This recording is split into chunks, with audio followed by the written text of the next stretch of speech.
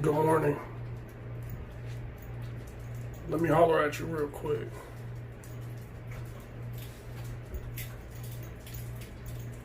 I've been watching you. And I've been enjoying you, you know.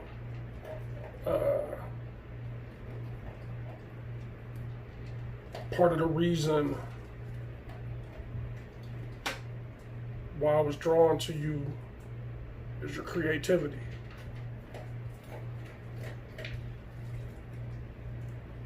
But I feel like what I sensed about you was your strength. Because oftentimes we are told from a very young age that it's weak to express yourself.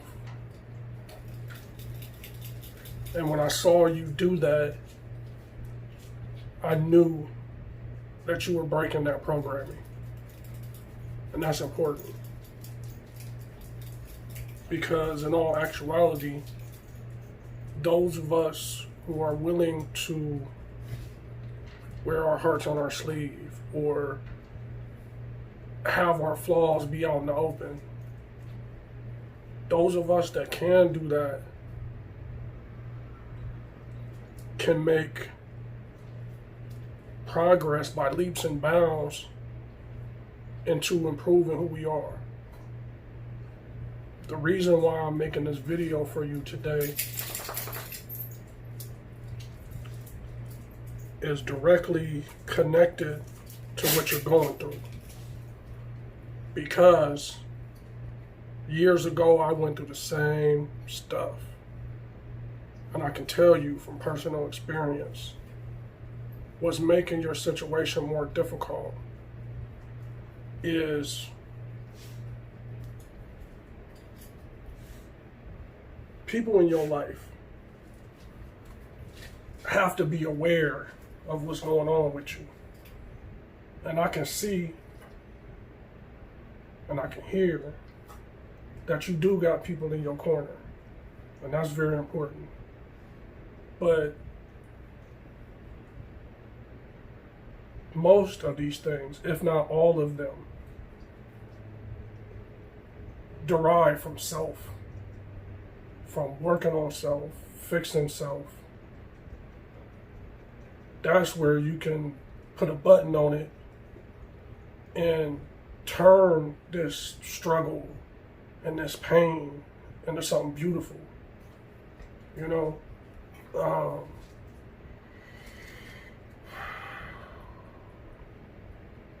a lot of people who go through what you're going through never end up making it to the other side, you know? And it's unfortunate. However, I'm an optimist. And I am a realist too. But you got to have some type of optimism. And though I may not know exactly what's going on with you, that's not really needed. You know? And my optimism stems from the fact that I made it. You know? And when I mentioned about the people in your life, is because the reason why people stay caught up in the struggle that you're dealing with is because 9 times out of 10 they're alone.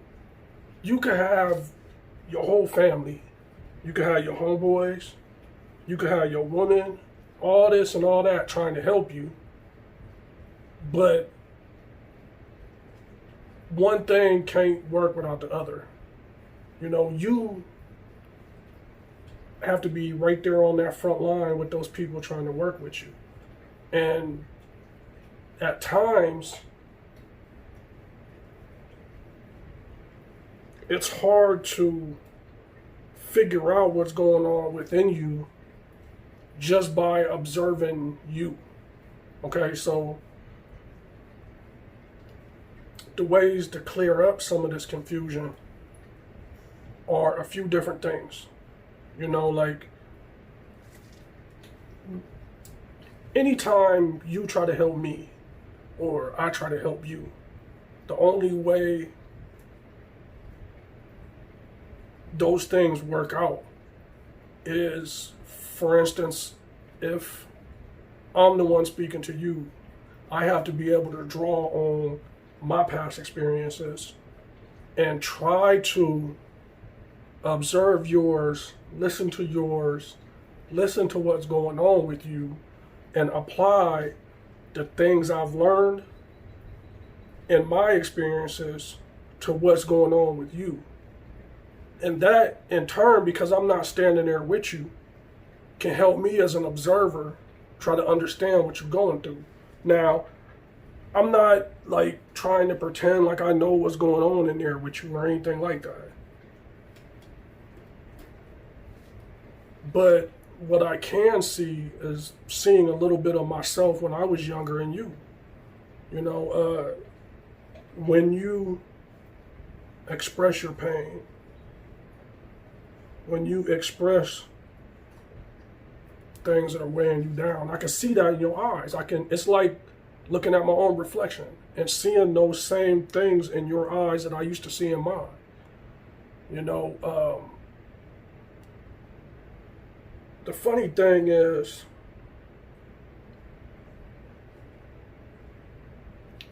no matter how much your mama, your dad, your girl, or your homeboys say that they there for you, and even if, you know, even if you're lucky to have people in your life show you through action rather than something that they're saying, it's still an experience contained within here and within here. So I can't experience that from where I'm standing within you, and vice versa.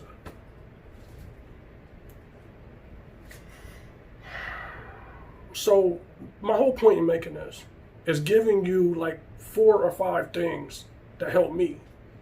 You know, the only, you know, because you're not the only one and I ain't the only one, I can readily recognize that there are different avenues and different paths to solve these issues. So, as a beforehand, if any of these things that I try to suggest to you or to try to describe to you do not work, please do not get discouraged. Because for me, this was something like a decade-long thing, you know. But where I stand today in 2020, it's 15 years later. You understand what I'm saying? So now I don't stand at the carnival and guess people's weights and ages or anything like that, but I can tell that you're a little bit younger than me. And that's actually a good thing on your end. Because the younger you are, the more time you got to figure things out. You know, I don't see any unfortunate things in what you're going through. Other than, I guess, as I wished during my younger years, I wish I didn't have to go through so much of it alone. Like, I have folks in my corner, but I don't even think they realized that it wasn't enough, you know? And the things that I heard you express and everything, they struck a chord with me. Because if you ain't never had similar feelings or similar experiences, you know, how you meet someone and say, you know, this could be a complete stranger and you don't have anything in common with them. A lot of times that determines whether we actually get to know someone. You know, people that have things in common often have shared experiences. So this is why I believe some of the things that I'm going to share with you can work for you, because they work for me.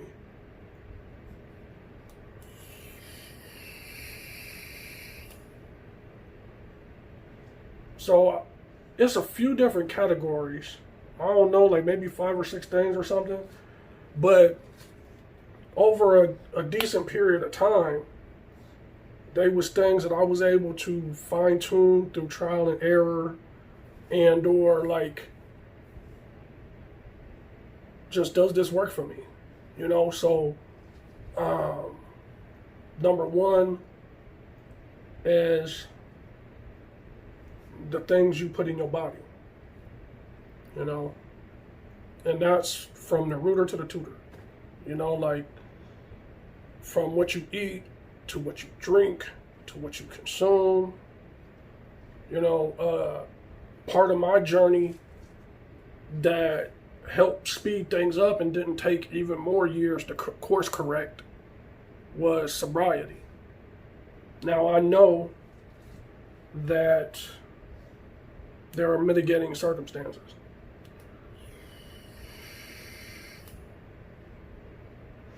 But this is the point where I can transition from my experience to another person's experience and slightly modify it, okay? So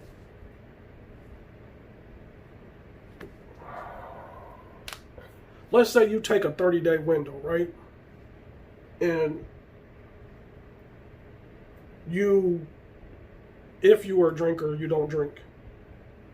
If you a smoker, you don't smoke. And if 30 days is too long for you, try a week. Okay? And what I'd like for you to try during that week is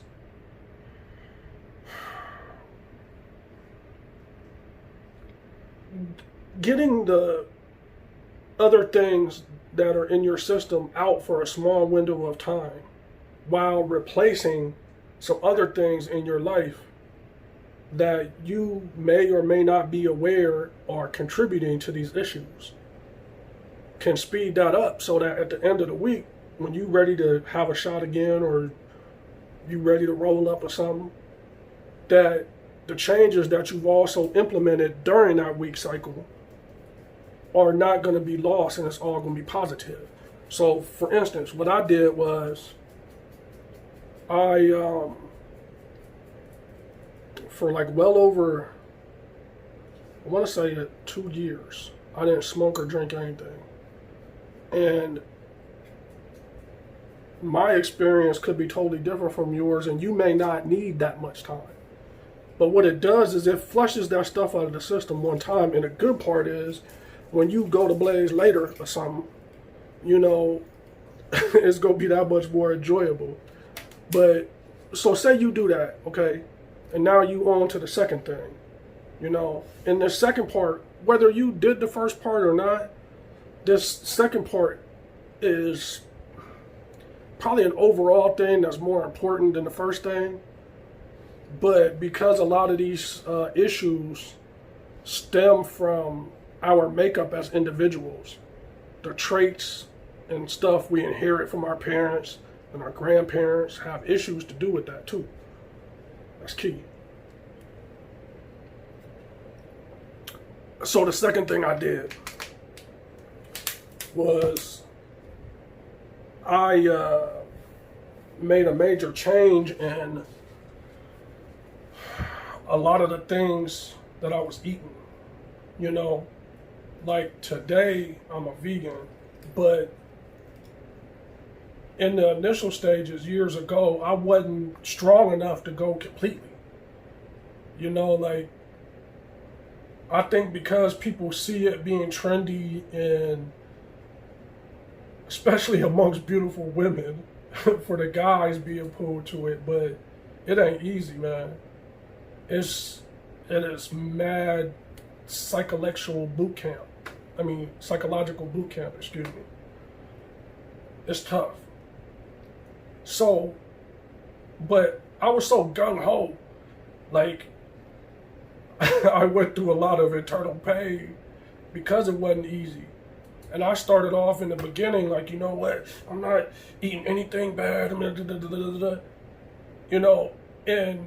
all of the bad foods and stuff I was eating before, it started acting up in my body. Like, man, I was feeling hungry when I wasn't hungry. You know, I was even craving things that I didn't normally eat. You know, now if you fast forward to today, where I don't eat no dead animals, you know, and I don't, I don't consume typical things like a lot of other people do, Kool-Aid, soda pop. I don't eat fried foods. The liquids that I consume, like, and I will, you know, if I'm nothing, I got to be honest. Like, this is definitely one of my guilty pleasures, and I know it's not the best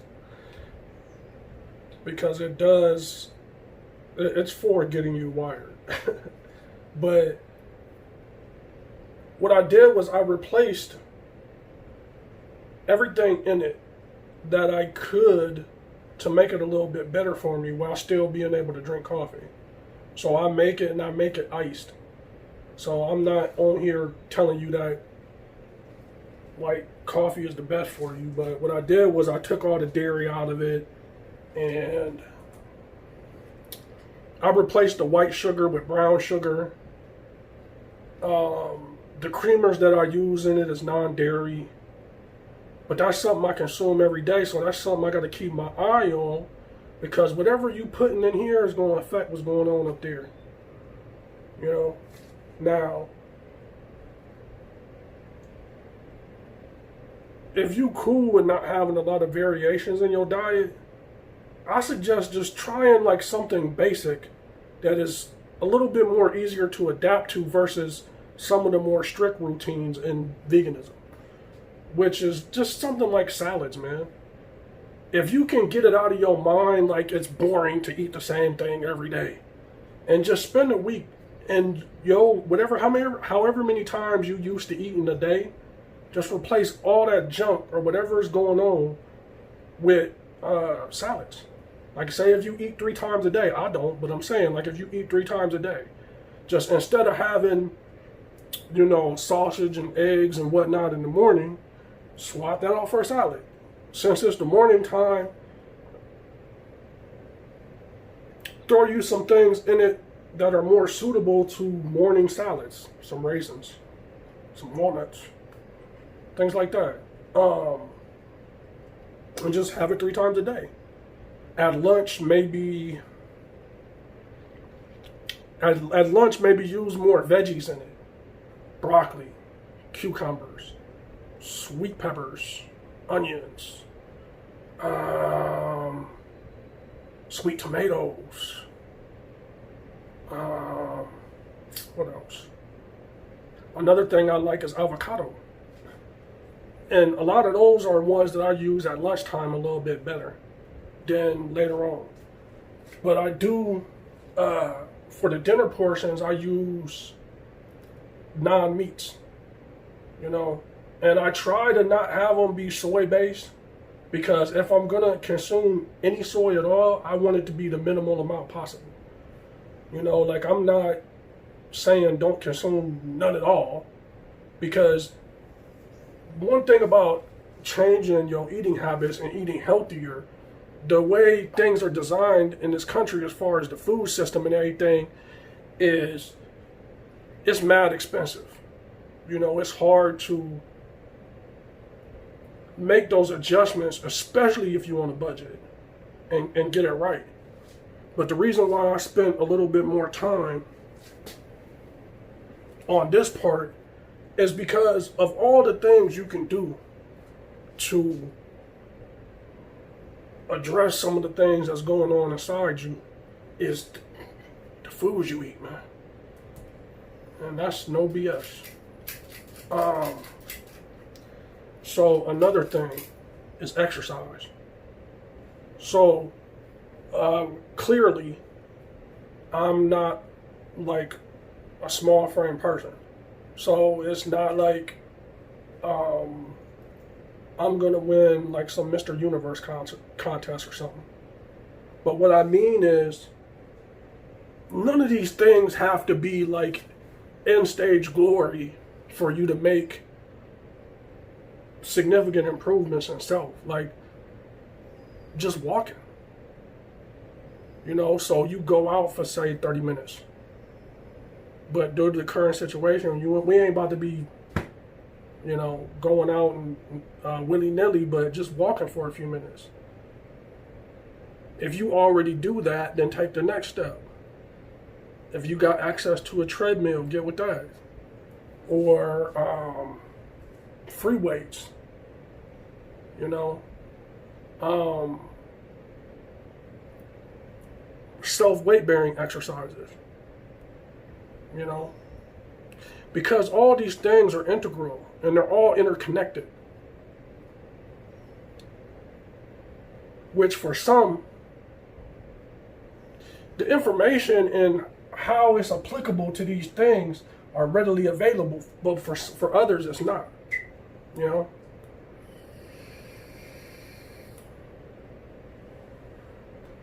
So I at least got two more things.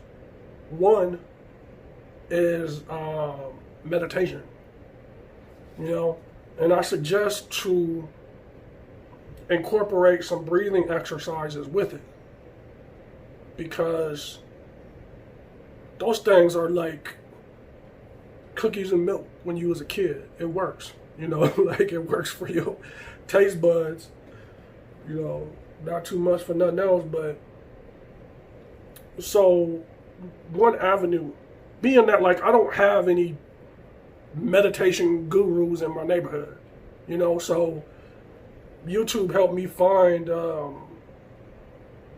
things like binaural meditation music, you know, also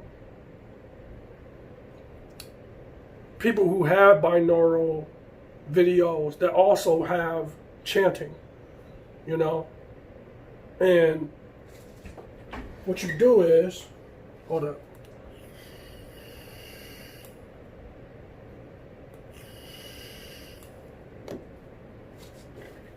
What you do is you get some of these in your program. Like your boy be stopped. Because this meditation shit is healing, man. Excuse me. Gotta be legit and clean. This meditation stuff is the truth, man. I'm telling you.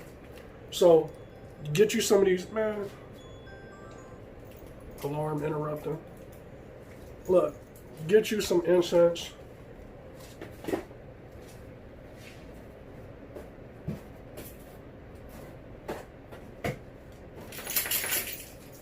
And then get your tea game righteous. You know? Like I rock with this one. I also like this one. Both Amazon and Walmart, you can order them. You know? I do use this one as well.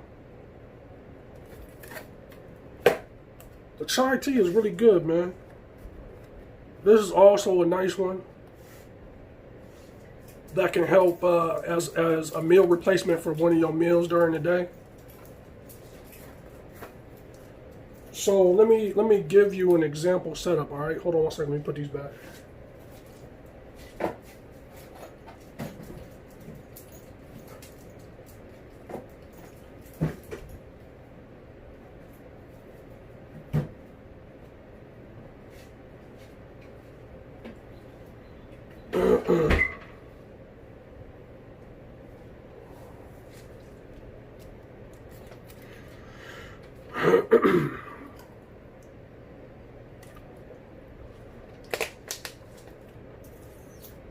So a good example would be, so you go on YouTube, say, I wouldn't say play it on your phone though. I say like use some earbuds or a Bluetooth speaker, and two things, whether you're standing or whether you're sitting, you know, one of those two positions, whatever is more comfortable for you.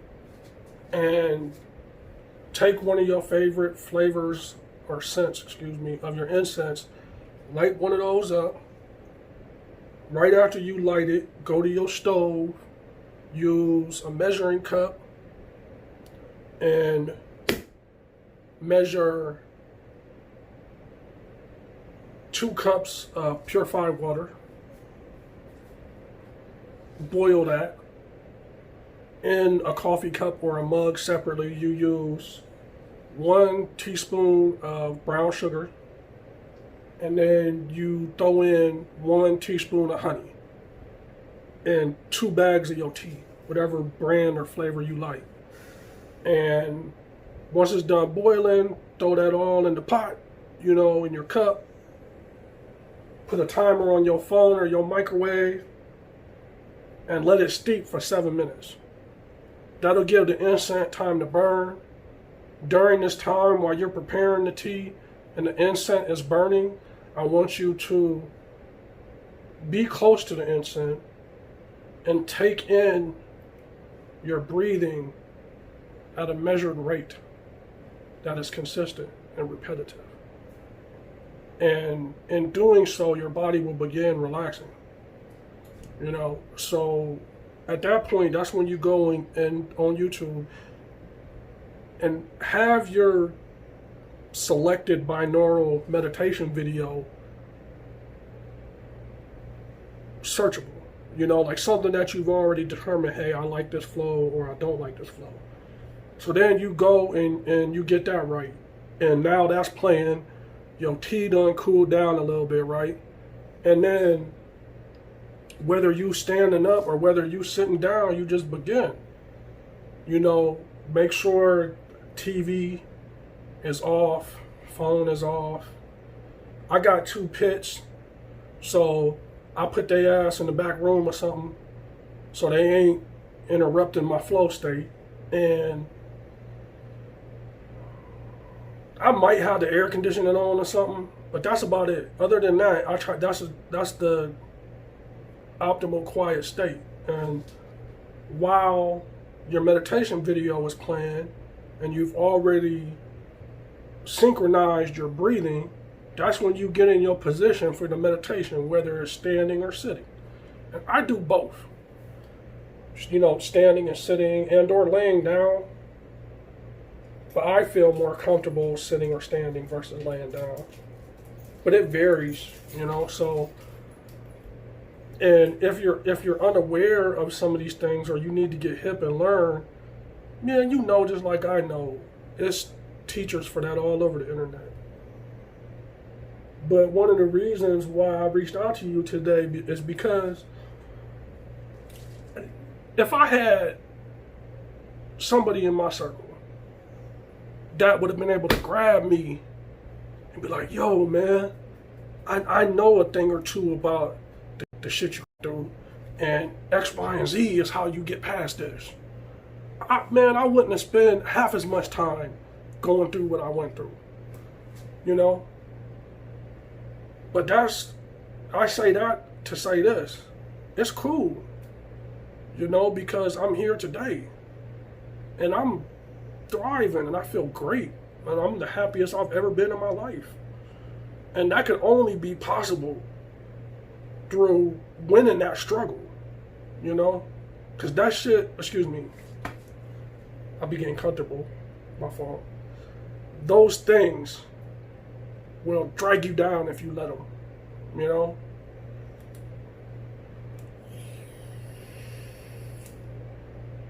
The last thing I want to discuss is your sleep cycle. If you're a night owl or if you're an early riser, it can't be both, because you'll trick your body. And one thing you cannot afford in keeping balance in your life is having interference in your circadian rhythms. So you need to get that going. And that was cool, because when I was in junior high and for the couple of years that I was even in high school before I quit, I was not a morning person,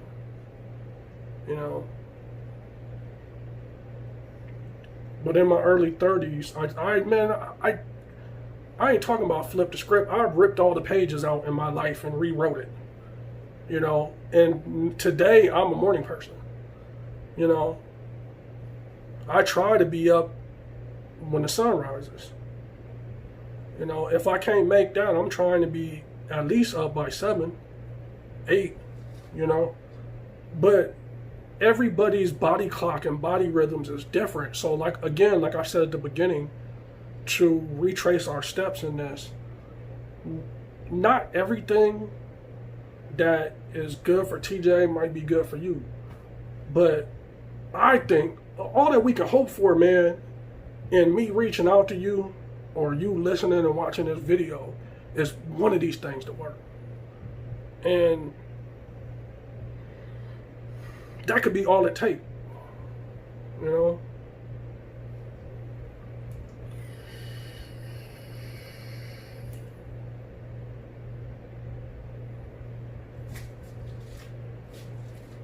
Because, like, there's one thing that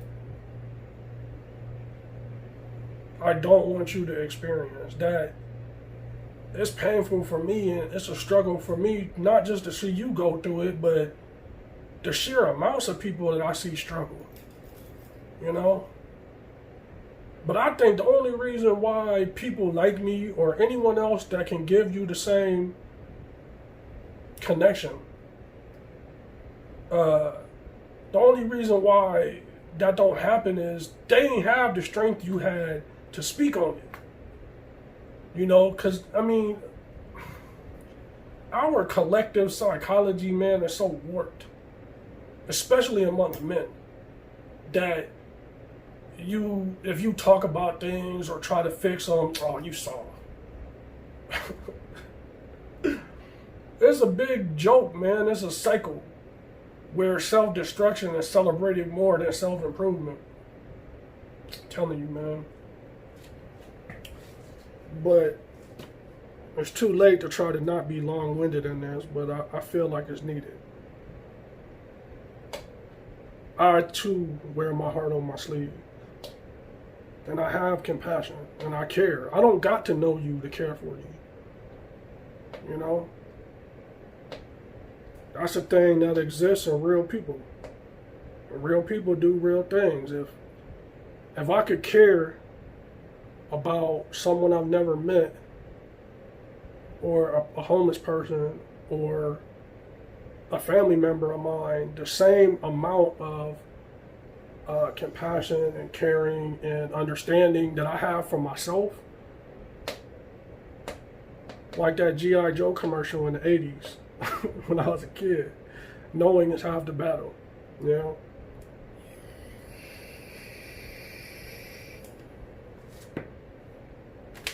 I hope this message reaches you in a state where your mind is open to just try it, man.